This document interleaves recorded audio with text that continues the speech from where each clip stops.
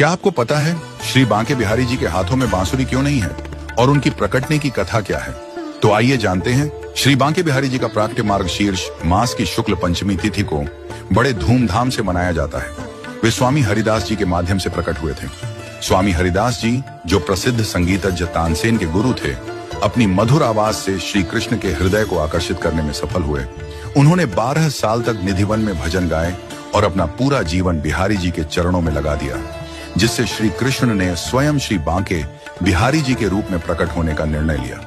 स्वामी हरिदास जी ने श्री कृष्ण और राधा जी के मिलनसार रूप को बांके बिहारी का नाम दिया। स्वामी हरिदास जी के गुरु स्वामी विशुद्धानंद देव जी ने स्वामी हरिदास को पहचान लिया था और कहा था कि वे राधा जी की प्रिय सखी ललिता का अवतार हैं।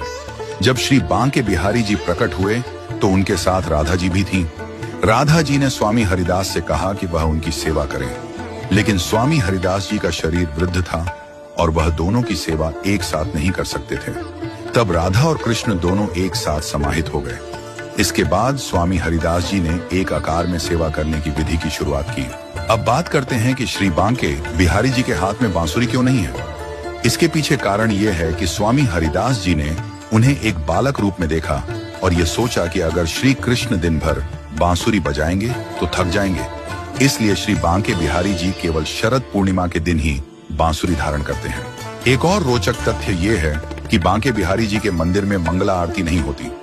सामान्यतः भगवान के मंदिरों में सुबह सुबह मंगला आरती होती है, लेकिन बांके बिहारी जी के मंदिर में उन्हें जल्दी नहीं उठाया जाता।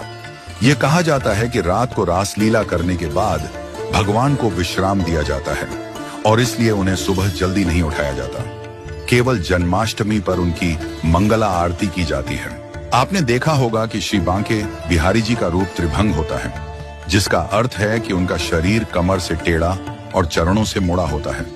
बांके का अर्थ है टेढ़ा और बिहारी का अर्थ है आनंद देने वाला। उनकी मूर्ति में एक विशेष आकर्षण होता है और इसे देखने के लिए भक्त बड़ी श्रद्धा से आते हैं। अक्षय तृतीया के दिन ही भक्तों को श्री बांके बिहारी जी के चरण कमलों के दर्शन होते हैं। इस दिन उनके पूरे शरीर के साथ साथ चरणों के दर्शन भी संभव होते हैं। मंदिर के गर्भगृह के सामने पर्दा लगा रहता है ताकि भक्तों की नजरें भगवान के चरणों से न टकरा जाएं।